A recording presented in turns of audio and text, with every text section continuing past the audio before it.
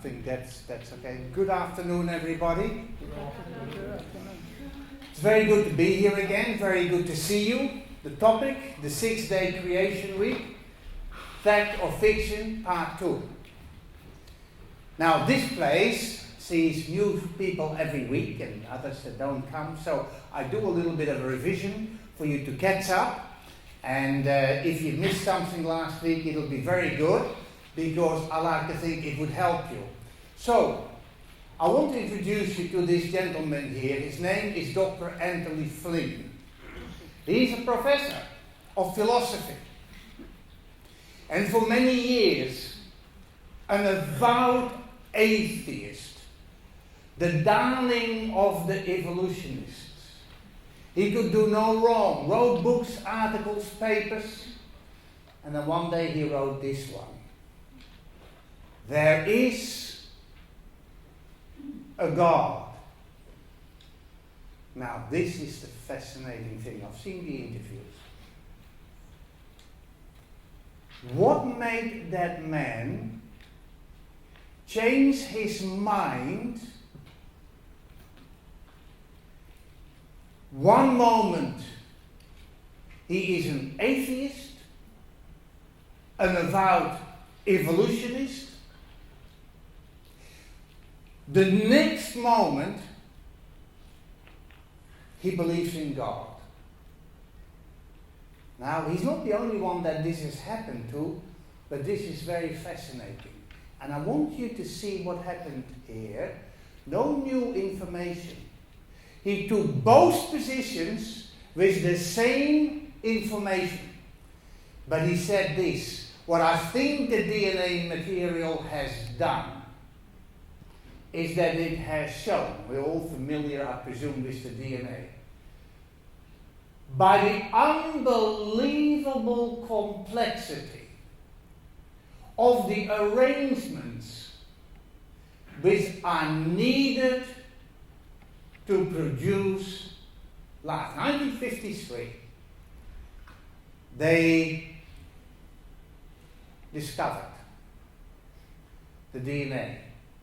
And so it changed the whole world of biology. And I don't know if you've studied these things, but if you have, you discover one thing. The complexity is mind-boggling. And we'll come to the DNA another time. I need to talk about that. But he looked at that and he said this: intelligence must have been involved in getting these extraordinary diverse elements to work together. It just cannot happen by itself. It is impossible. It is not a distant possibility, it is an absolute impossibility. The mathematical calculations, 10 to the 50s is accepted as being impossible. This is from just the chemicals, wherever they may come from, to combine to the first biological cell is 10 to the 160, which takes you to an astronomical figure. It wouldn't be covered by the facility of the whiteboard here. It's ridiculous. So that's what he said. He said, I gotta let go. In Flu's words, he simply had to go where the evidence leads. There were two things. The integrated complexity. See, to give an example, reproduction only works if all the reproduction facilities are there and working. And they're very complex. The life source. If you have to, if you look at it this way, if you have an initiation of a process, you need someone who initiates. I have a good statement in a minute. Have a look at this. This would an evolutionist say, if you go from left to right, you go from monkey-like, common ancestor, blah, blah, blah, and ultimately you end up looking like me. No, not funny. I'm just saying that is what's believed. But it isn't true. What they don't make up in those museums is nobody's business. You're not seeing the realities, you're seeing projections of theoretical belief. Whether 9 or 99% of the population accepts evolution is actually totally irrelevant. It is. Truth is not a democracy. Most people who believe in evolution and would ridicule your belief of 6-day creation have no knowledge, are ignorant of the complexities that they assume came about spontaneously. It didn't.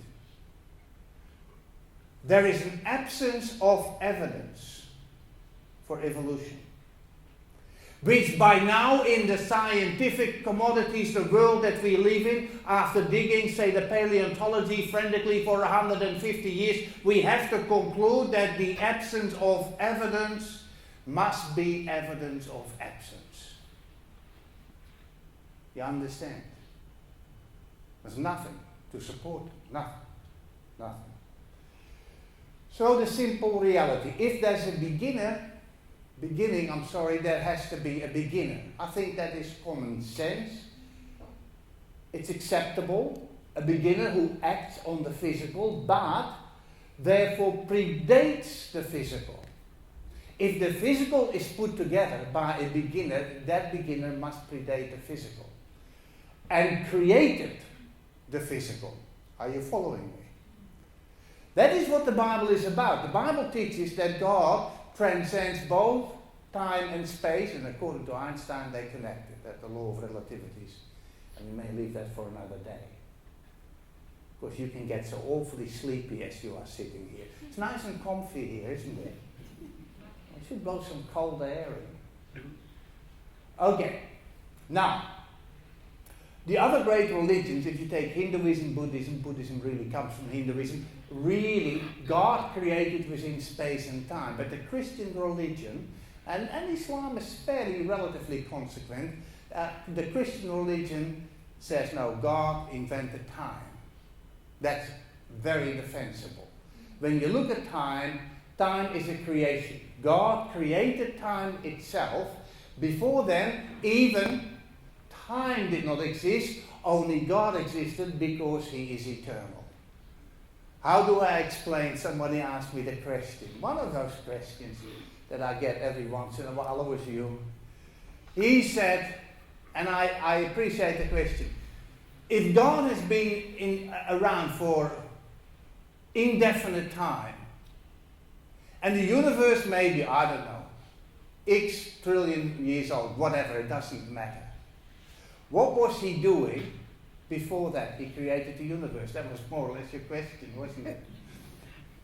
The interesting thing is, our problem is this. Our problem is that you and I think by what we experience. And so when we think God, we already have a picture. Someone with a long beard, who's very good at listening, somewhere. And we have this tendency to place a restriction on God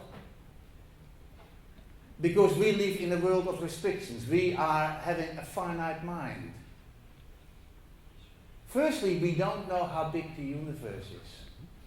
How many other worlds? How did God... I don't know how to fill an eternity. But you know what? There's a consolation I have for you. Should you make it to the other side, you're going to spend eternity learning about it. And ask the same question and be prepared to sit down for 1,000 years to listen to it. Because that's probably how long it takes. I think there is a lot that we simply cannot understand. Showed you this one last week. That blob of water is the total water on this planet. 71% of the Earth's surface is water covered. But it's interesting, only of the mass, 2.5% is actually fresh water. That's the fresh water in the whole world. That is what covers all the oceans. It's quite incredible, isn't it? It's a very small percentage of Earth's mass. Very, very small percentage. If the Earth was a perfect sphere, no indentations, no difference in height, we all would be covered by 2.5 kilometers in water. And I brought to your attention this magnificent reality. That the man Moses did record that this planet was covered completely in water. We've known that for hundreds of years, but not for 3,500 years. To be written by a man who was more at home in the sand, the desert, the rocks, and this and that, and make that statement, make that observation. That's inspiration. Now, so we cover the planet, and that is what the Bible really begins to talk about. The earth was without form, void. We talked about those Hebrew words. Darkness was on the face of the deep, and the Spirit of God was hovering over the face of the waters. And we commented on the word hovering, maar I gave it, which really means that the Holy Spirit has to be an entity. Because the verb ragaf cannot mean apply to a mindset in that particular form of conjugation. So we here looking at the first day. God said, let there be light. Do you remember still a bit of all of this that we talked about not yesterday, make that last week? And there was light. But there is something very unique about that. God said, let there be light, and there was light. In other words, before that there was no light. And that is a terrible thing. If you have no light, what is light? Light is the visible part of the electromagnetic spectrum. Yeah? The light, where do we get the light from today? The sun. But 42% of the sun's radiation is visible light. That's the spectrum between infrared and ultraviolet. But 47% is actually infrared. You can't see it. That's what heats the planet. 7% is ultraviolet. And then 1% can be gamma radiation and other harmful ones. So God said, let there be light. Now I want you to see something. The Bible is a fascinating book. It says there was light, because if you have no light, you have no life. We can't exist without light, because every radiation is energy, so is light, and you need that energy. You need an energy, photosynthesis. You know what that is. That is when anything that is green, that has the chlorophyll, takes out of the atmosphere the carbon that it needs to make its building blocks as a plant. And it disperses back into the atmosphere the O2, the oxygen, which is what we need, animated life. Yeah? If you didn't have that, no light, you wouldn't have photosynthesis, you would have no light on this planet. You couldn't have it. I think it's brilliant that 3,500 years ago, a man puts this in pen to paper and record this reality. God saw the light, that it was good. So the light was good. For what it was, what do we have?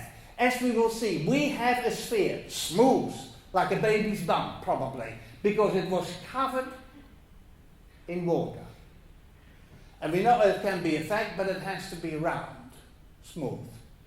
That is what we have, covered in water. That light, no doubt, kept that water at a temperature, because we talked a bit about temperature in space, it kept it at a temperature in a fluid condition, allowing for it to be separated, as we will see. What is, and by the way, you could talk a lot longer on this issue, but the fact of the matter is there's a light source, there is an energy that is now working on this planet.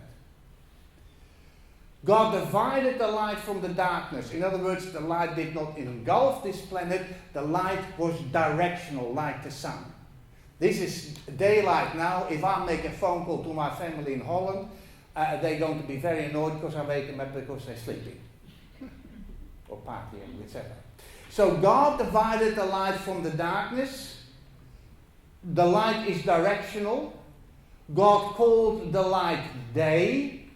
This is where we have an interesting scenario here. And the darkness he called night. Now, when you give something a name, you can only do that if it's yours, if you're responsible. So God calls it. Nobody else did this. God did. And so, as we continue, the evening and the morning were the what? Now, we talked a bit about that, and I think it's so important that you get this right for a number of reasons. An evening is when you go from light to dark. Is that correct? The morning is the opposite. I want you to see this. We begin with the evening. The Bible begins the first day with the evening. And the biblical attitude towards days has always been Sabbath start with a evening. Get it? Comes all from here. So the evening and the morning were the first day. Now we talked about that because that word echad is a cardinal number. It is not an ordinal number. The ordinal number in Hebrew would be rishon. That would be the first day. But the Bible didn't say that. And Moses purposely didn't say that.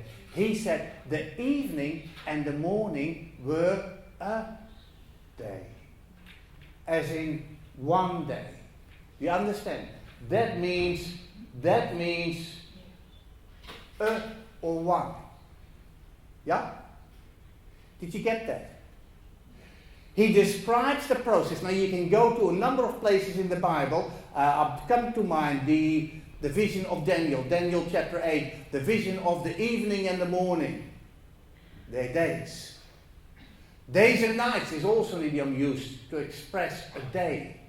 That's what the Hebrews do.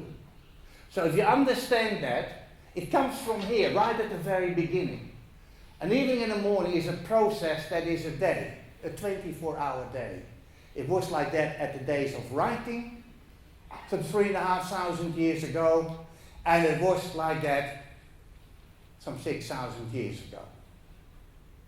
Now, echad means a day. Yeah? Now that is important. We now know what a day is. It's an evening and a morning. So we look at this rotation that the planet makes every day. So the first day, we understand, was a day of duration. Yeah? Is that clear to you? Because you wouldn't want to believe all the theories and philosophies around these first few verses of Genesis. The important thing is that you let the text speak to you. Don't tell God what he meant. Yeah? Let God, through his word, speak to you. So, the day begins with evening. That's it. And that's where we get it from. Now, I've done this before here, but I'll do it again because it's so good. This to me was somebody switched on the light. Have a look at this. What was the light source on day one? God. God gave light.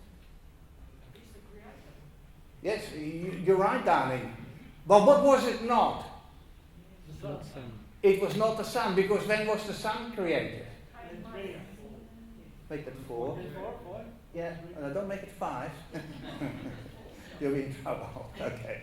All right. Okay. And we'll talk about that phenomenon as well. Now, this is a picture. People on the moon. Okay. They wear these spacesuits for good reasons. It has the oxygen. And what else does it have? What is vital for our existence and preservation of our life? Yeah, it has to have pressure, atmospheric pressure of 1. It's got to have that, thereabouts. Otherwise, you won't continue to live. So that's what they have. They're on the moon. So what is the planet that they're looking at? At the distance. Okay. Now, what if the light of day one would have come from the sun? I want you to look at that planet Earth. I'll tell you what it would have looked like if the sun would be the light source on day one. That's what it would have looked like. Because that's actually the moon. Let me put it to you this way. Let me put it, what's this surface? Say this was the surface of the Earth, and the sunlight had access. What would happen? You saw that little blob, 2.5 kilometers. Within a day, it would have ended up like that. Because that's the surface of the moon. What's the temperature on the moon's surface? Stop yawning. 140? No, not 140. You're over the top again. Yeah, about 123, 125. That's okay. The part that faces the sun. So, what happens to water over 120 degrees Celsius? Huh? Starts boiling, because it boils at what temperature? Depends where you are. 100, and depends where you are. Oh, you're smart, you're getting better. If you are at sea level, this planet with an ordinary atmospheric pressure, it boils at 100 degrees Celsius. If you go up 60,000 feet, 20 kilometers, it boils at body temperature. Do you know that? Well, it does. If you go even higher or to a lesser, denser atmosphere, it may boil at just a couple of degrees. Did you know that? The interesting thing is, we are looking at a planet that is covered in water. It needs to be fluid water because it's going to be separated shortly. But the interesting thing is, if that temperature of the water would be 10 degrees, it still would evaporate from this planet. Now you say, the gravity might hold it. You boil a kettle, you know, one of the old-fashioned ones, and that boils and the steam comes out. Tremendous velocity. Unprotected by an atmosphere. Direct sunlight. No counter pressure. The pressure on the surface is, what was the temperature in space we decided? -273 degrees Celsius. It's theoretical because you can't measure it. Yeah. So we have an enormous thermal velocity that would push that water, that vapor, that hydrogen way beyond the gravitational pull of this planet. We would lose our water within a day. No more than 2 days. What are you going to do without water? You'll die. There's no life here. That's why when God put the light that He put there, it was a very different spectrum of the light of the sun. Do you understand that? I always find it amazing every time I look at a full moon, because I find that impressive. And I look at it, I'm a romantic person, I look at the moon. And then I look at it, and I think there's two things I think of. That Job said, again, 3,500 years ago, recorded by Moses, and Job lived before Moses. He said, the earth rests on nothing. God hangs it in space. I challenge you to find another record that makes that truthful scientific observation. There's no other record in antiquity going and dating back that far. So it's interesting when you look at the moon, it has no water because it has no atmosphere. It will never keep the water. It couldn't. It's very much a planet like us, about 1/6 of the mass. It's very much like us. same distance to the sun. But in reality, there's no possibility of life. So the little moon man was never a reality. So this is interesting. When we look at this, that the Bible mentions that the light came from a different source, meaning it must have been different than the sunlight, knowing now that the sunlight would have dispersed, evaporated the water on this planet, and this planet would have been unsuitable for life. Do you understand what I just said? Everybody happy with that? It's remarkable that we have a book like that. Now I'll dwell on that in a minute later on, but that's remarkable. Now we go to day 2. We go to day 2.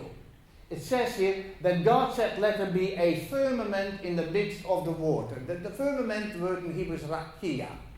The midst of the waters. Now, the midst of the waters here is not horizontal. We are talking about vertical. Is everybody following me here? Yeah? Okay, most of you are. So, let there be a firmament, and you know what that is. That's an atmospheric space. In the midst of the waters. So what do we get is this. Let it divide the waters from the waters. So we have a division, and this is a very crude way of showing it, but I don't know a better way of showing this.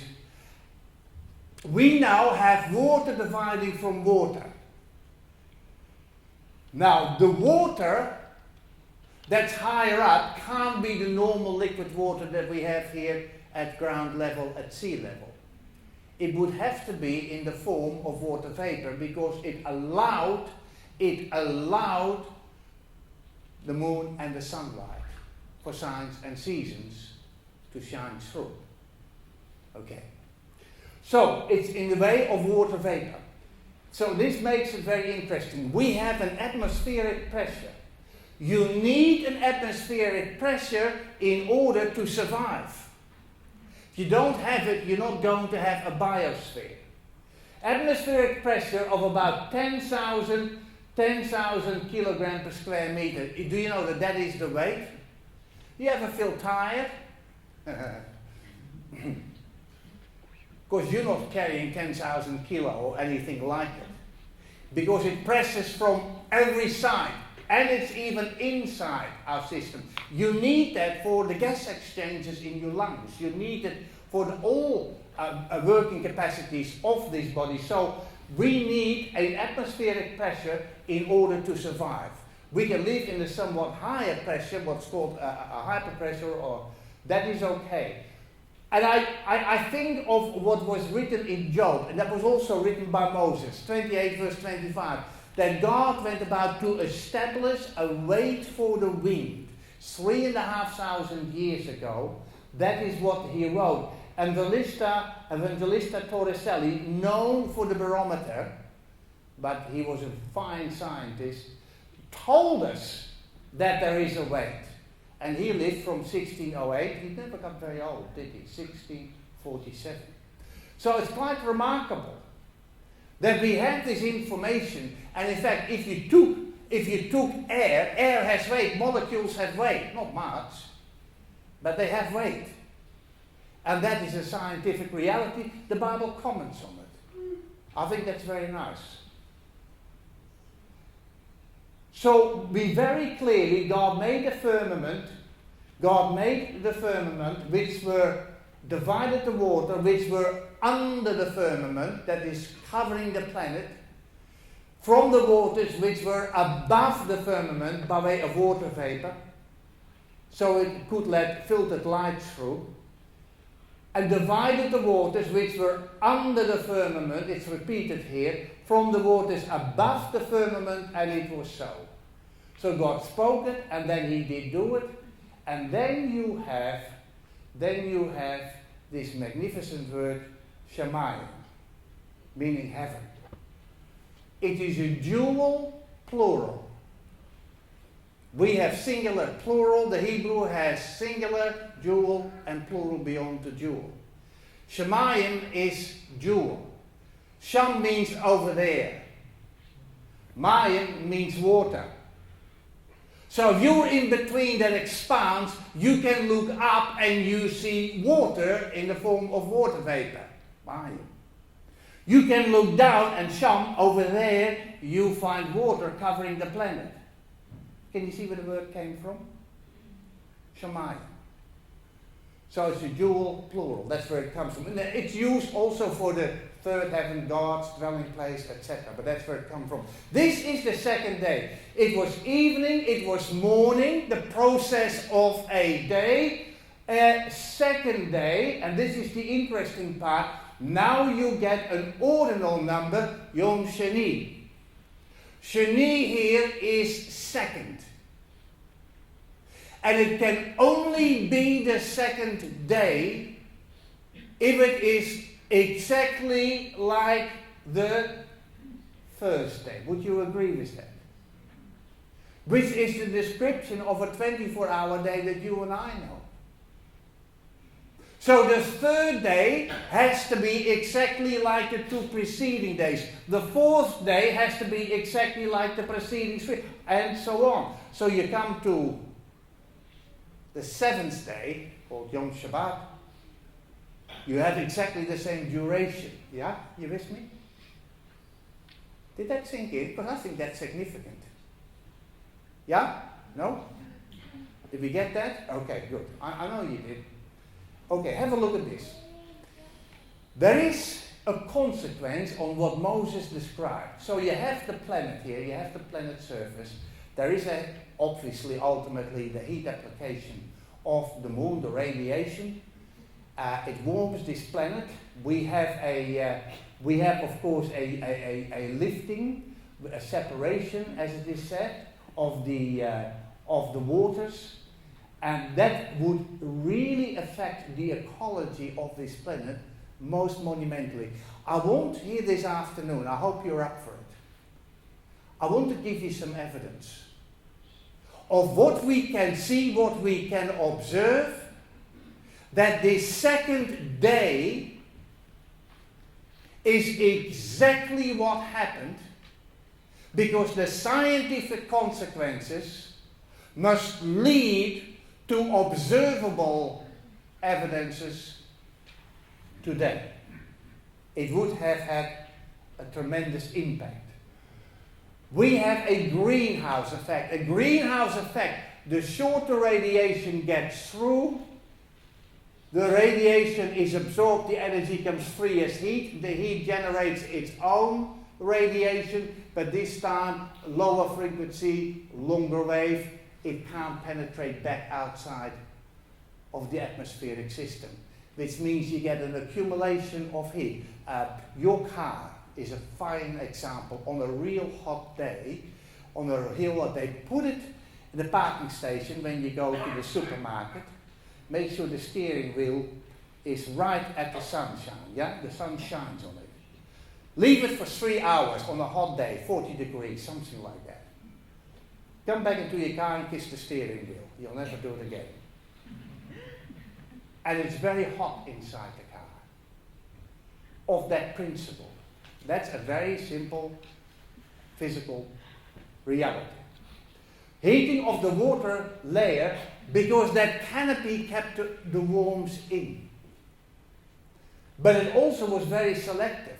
The disbursement of that heat globally of the water vapor, if this would have been the water vapor layer, it would have conducted very well the heat virtually all around the globe. I'll show you another picture in a minute.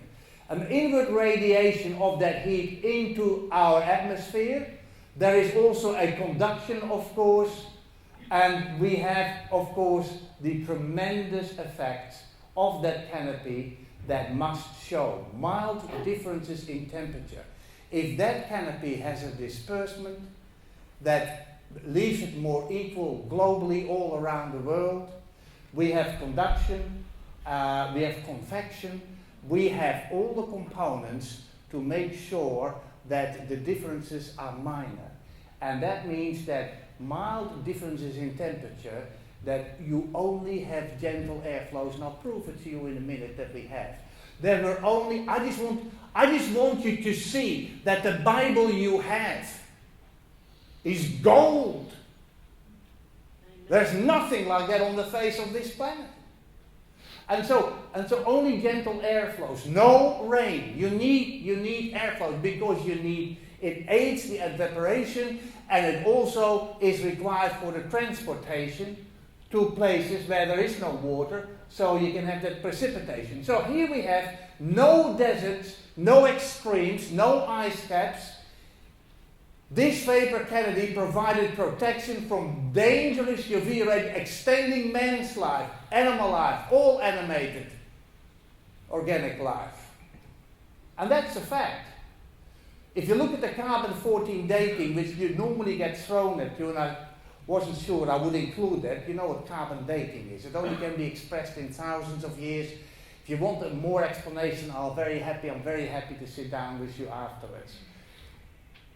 You know, you have an ideal greenhouse condition because of the water vapor layer. You would have exuberant growth provided you have a very efficient hydrological cycle. In other words, what grows must have water access. It would be globally because it wouldn't be too cold anywhere for growth to occur. And you know what? For 1656 years, because that is from creation, according to the Bible, to the flood of Noah, I mean, this is good stuff. The antediluvian world had an exuberant growth, I'll prove it to you in a minute, so exorbitant, it could support the massive forms of life, like the dinosaurs, 60, 80, up to 100 tons. Can you imagine what those animals would eat every day in, day out? And they lived for hundreds of years. You have an egg that is this big. And you get a 10-ton animal out of this, that's good. You get a 110-ton animal out of this, it's remarkable. But you know, a reptile, which is what a dinosaur is, continues to live, and if they continue to live, what happens? They continue to grow. There's your evidence for the hundreds of years of life. And they need all that food to support them. It's amazing. So you have nitrogen, there's a bombardment of cosmic radiation. There is a bombardment, nitrogen-14 turns, of course, in carbon-14, which is absorbed as any carbon dioxide into the green stuff. The animals eat the green stuff, they die, they have carbon-14, which reverts back to the stable nitrogen-14. If you want me to explain it to you another time, I'll be very happy to do it. Some of you are looking at me like this, and I think he's nuts. I don't want to know. What I'm trying to say, what this is saying is this. Some years ago, there were some people, and they were convicted after having visited Mount Ararat, that they had found what? The ark. Oh, they found the ark. And you know what? They did carbon-14 dating, and it was approximately 5,000 years old. You remember that? And the moment I heard that, I knew it could never be the ark. Because the antediluvian world would not allow the process of nitrogen-14 becoming carbon-14 to the degree that is happening today. The water-later vapor would have absolutely protected that, and if it found place, and it must have, but at a very reduced scale. That's why carbon-14 dating readings are so exaggerated when they talk about having run this radiometric test on organic life, and it goes back 10, 20,000 years. Don't you throw your Bible away. It very clearly is based on one principle, that the ratio of carbon-14 to carbon-12 has always been the same. And that is not the case. Do you know that Moses sets the scenario? He sets the scenario why that couldn't be. If that would have been the ark, it would have had to have had a reading of 20,000 years or more. And I might have believed it.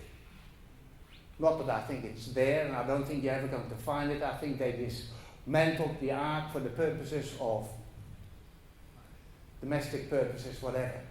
It is fascinating. Moses paints a scenario that answers the critics that have these notions of the earth being far older than the Bible says. Well, the creation. Anyway. So the canopy was global and so was the flood. It had to be global. And here is another little sketch here. As I said, whenever you want more explanation on this, I'll sit down with you and I'll explain it to you. Very happy to do that. Now, how do things grow? Things will grow when you have an evaporation because of the energy of the sun. When it goes high enough, it cools off, you have a condensation. And condensation, about fine particles of dust, will form the droplets. And clearly, then you have precipitation once they get heavy enough. And finally, through river systems and groundwater, it may revert back to the origin of where it was evaporated. Does everybody understand that very simple little sketch here? That's how it is now. That is post-Diluvian. But did you know the Bible describes a scenario that is so superior? Have a look at this. This is before the flood. Before the water vapor layer collapsed. The hydrological cycle in the beginning that God provided was like this. It is like there went up a mist from the earth and watered the whole face of the earth. When I was in Israel, I used to go to the kibbutzim. And so I would look at their hydrological system. How do you water the plants?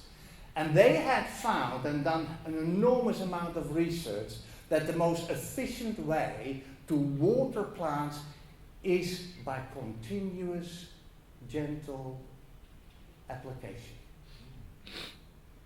A bit at a time. Not the big spraying machines. They found for a fraction of the water with this small dose continuous application, they had a much better yield from their water and much better growth. What better growth? What better growth? That you have a pre-flood earth which was watered more abundantly and uniformly by daily condensation rather than rainfall that may or may not occur. It would be all over the world because there was obviously a system with a earth crust that was perfectly designed, perfectly stable. It would allow a dew to find place in the very early morning hours, much heavier than now, and that would have been watering the whole of the planet, and there would have been a supplement, of course, of river system and creeks. That must have been perfect. What I'm saying is that the hydrological cycle of the world that was there before the flood was far more conducive to luxurious growth and support of all organic life, including animated organic life. Have a look at this. That's a magnolia tree. You know what we learned from that? Look at the tree on the left. The tree on the left is really a tree that was there before the flood. Then we have the same one, a magnolia tree, on the right-hand side, a post-flood. Can you tell me the difference? Can you tell me the difference? Well, this one, of course, is fossilized, but the principle is here. Can you note the roots? Here they're very long. This tree is anchored into the ground. So it can withstand the winds. But as I told you, this one doesn't need that anchor because there are no winds, only gentle airflows. You never find a fossil with extensive root system. You only find them with this type of root system. Also, this one has to find the water whenever it can and grab it. This one, every morning, at least, it would have a supply that is sufficient for the whole day. Get it? These are things that make you think. What do we see? What do we learn? Let's keep going. A subtropical paradise from pole to pole with an enormous amount of vegetation. Fast coal, oil, methane deposits, all coal, methane that is, in the receding permafrost of the pole, particularly the North Pole, massive amounts of methane, although we all can be guilty. Coal mines contain measurable amounts. Do you know all coal, and I want you to see this, contains carbon-14, which only can be expressed in thousands of years. Now this is interesting. If you are an evolutionist, what I'm going to show you is a process that must have a result of a process that must have found place over millions and millions of years. And I had my argument at the Macquarie University atheist on this. And they could never show me an example of a mechanism where at a slow rate through swamps there is a sustainable coal forming. It doesn't happen because it can't happen. A subtropical paradise from pole to pole, there's enormous amounts of vegetation. Now look at this.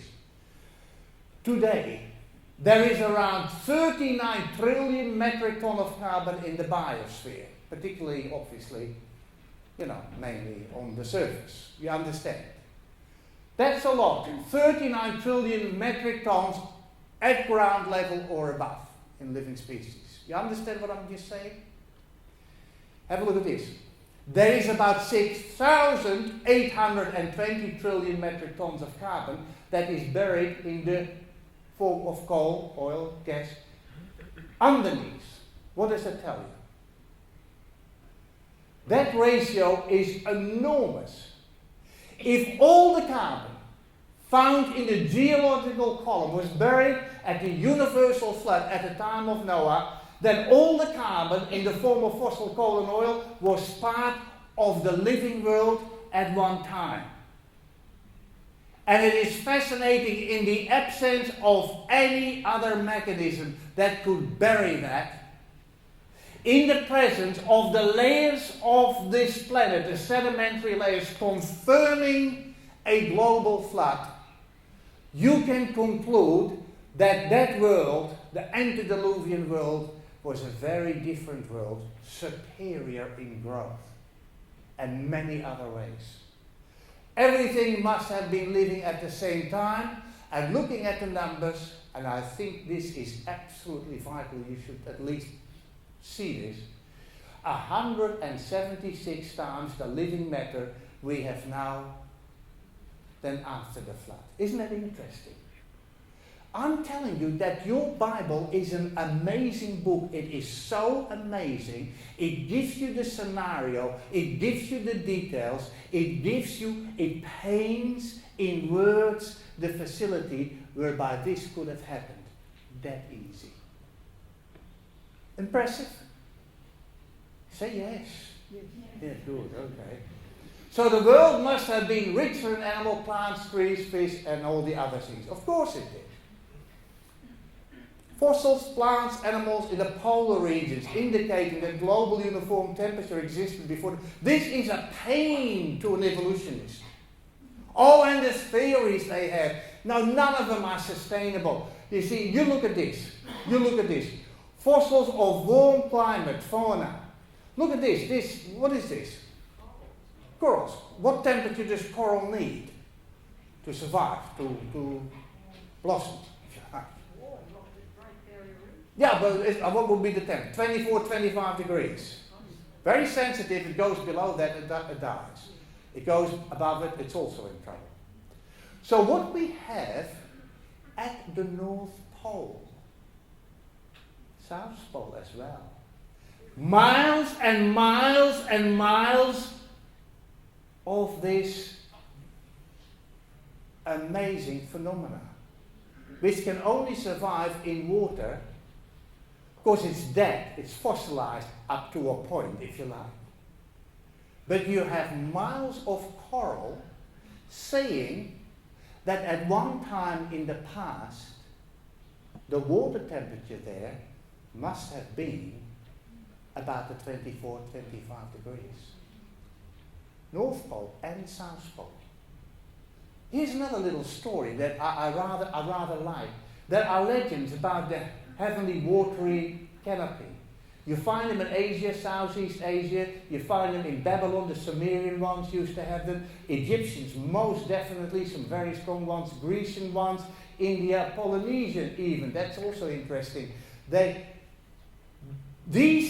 There are areas that have never heard of the Bible. They've never had the information from the Bible, but they already knew about that watery canopy.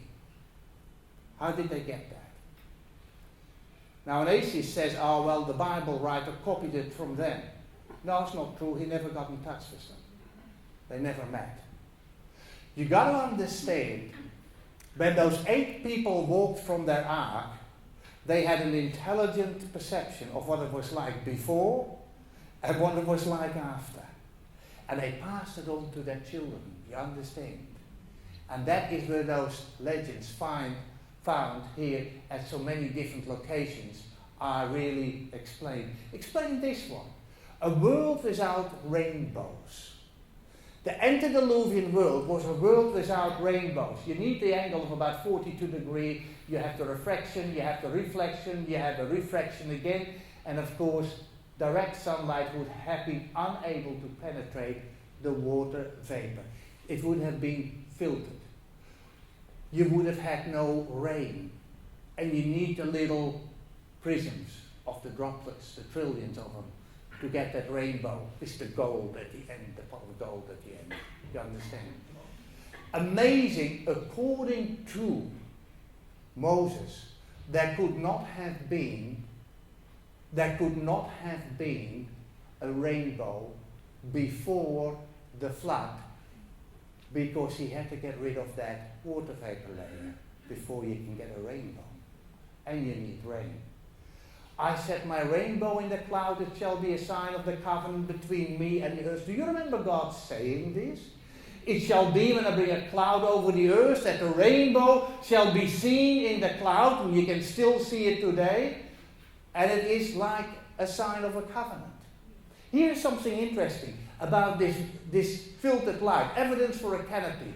They did this in Japan, and I've shown this before too. Sunlight, reflector, fiber optics, filtered sunlight. How amazing is that? 20 feet, 4,000 tomatoes. That's good, isn't it? If you have a hyperbaric pressure, up to double, you are even better off, and you would be well protected from the radiation even more. This is fascinating. We had conditions. When the Bible puts this to you, when God says, I want you to know this. You know, people say, how do you know if the Bible is not scientific? Nonsense. There is an enormity of science in the Bible. 3,500 years ago, a man could have never concocted the belief that this would be a reality. He had to be inspired. He wasn't even there at creation. Ever wondered about the ages of the patriarchs? See what happens. Okay, we know about, of course, the Enoch translation. See how quickly it drops after the flood. Because the conditions before the flood were optimum. Yes, there's a smaller pool of genes, of course. Noah's family, when they came out of the ark. I can talk about this for hours. But I'm trying to tell you, a man like Moses could not have made up a story of early men being almost 1,000 years old or thereabouts. And then a receding age and a receding longevity, particularly accentuated by a smaller gene pool and a totally different world, which supplied a very different food chain that they had known before. To me, when I ponder upon the Word of God, the Bible, it amazes me. It absolutely amazes me. It couldn't have been set up. 6 literal days. These are the generations. Here is the summary statement. The word here told out means really accurate account of time and history. Here is the man that you should listen to. Professor James Barr, the best known scholar at the time, on ancient Hebrew. So far as I know, there is no professor of Hebrew or Old Testament or any world-class university who does not believe that the writer of Genesis 1 to 11, Moses, 3,500 years ago, intended to convey to his readers the idea that creation took place in a series of how many days? 6 days. Which were the same as the days of the 24 hours we now experience. That's what he said. Now, I've got to come to a conclusion here. 6 little days, what does it matter? Oh, it matters everything. It matters everything. See, if the Bible is correct, and you are a product of the creative act of God, it's a lot better than just being a cosmic accident, isn't it? The status is vastly different. I want you to look at the life of this man, Barend W. Hooper. He actually was twice elected as the governor of Tennessee. Had an impeccable army career, distinctive. Principled man, good man, good man. That's him behind his desk. That's him behind his desk. You know, he wrote a book, and the title was The Unwanted Boy. And it's about himself as a boy. You see, he was illegitimate. Now, in principle, there's no such thing as an illegitimate child, not before God anyway. But Mom wasn't married. And in those days, there was a tremendous stigma. And boy, did he know it. He was pestered at school, after school, every day of the week. Saturday, no better. Sunday, even worse. He would have to go to church. He'd sneak in late and he'd sneak out early. So he didn't have to shake hands with anybody, particularly the pastor. The names they called him, he mentioned that in his book. He said it was cruel. Kids can be so cruel. They can't they? And it was like a huge black cloud on his mind. He was so aware. And it's depressed him.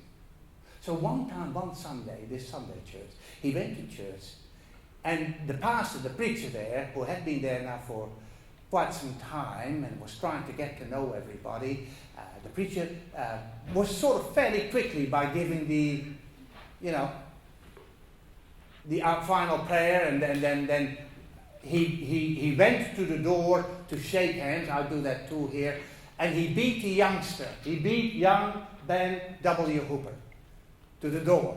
So Ben W. Hooper had to fall in line with all the other people as they left the church.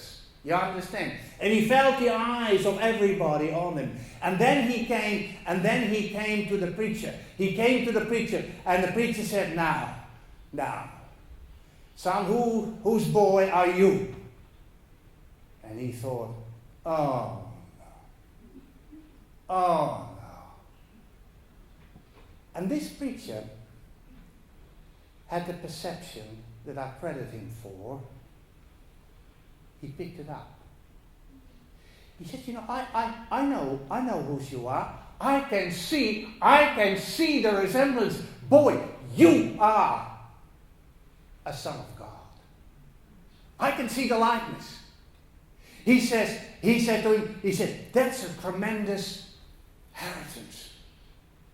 Hey, and you claim it, boy. And he slapped him on the shoulder, and that boy walked out tall. He was a son of God. He said it changed his life. It changed his life. Marvelous, isn't it? Why do we get here together and talk about this? I want you to know you are a son and a daughter of the God Most High. He made you lovingly, caringly. He knows you, and he wants you home one day. Amen. He sent Jesus to secure that. We have a special item.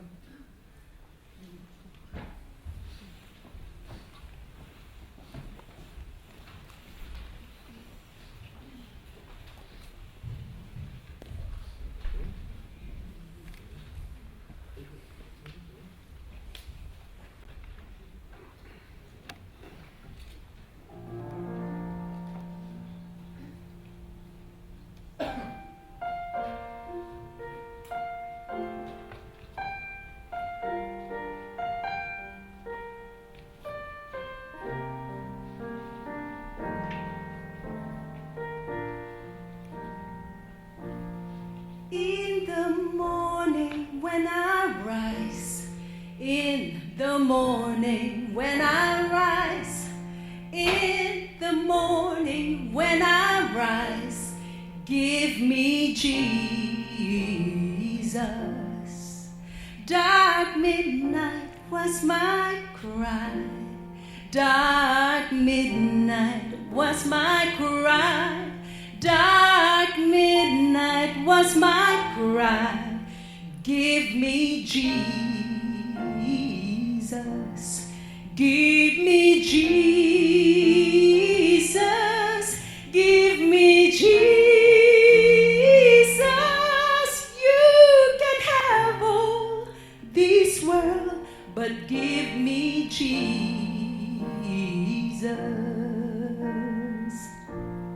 Just about the break of day, just about the break of day, just about the break of day, give me Jesus. Oh, when I come and die, oh, when I come to die, oh, when I come to die, give me Jesus. Give me Jesus. Give me Jesus. Oh, when I come to die, give me Jesus.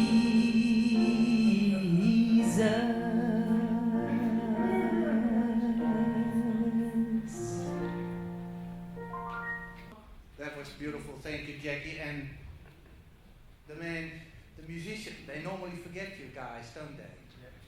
Yeah. Folks, can I invite you to bow your heads? Heavenly Father, we thank you for your word. We thank you for the truth. We thank you for you, for Jesus,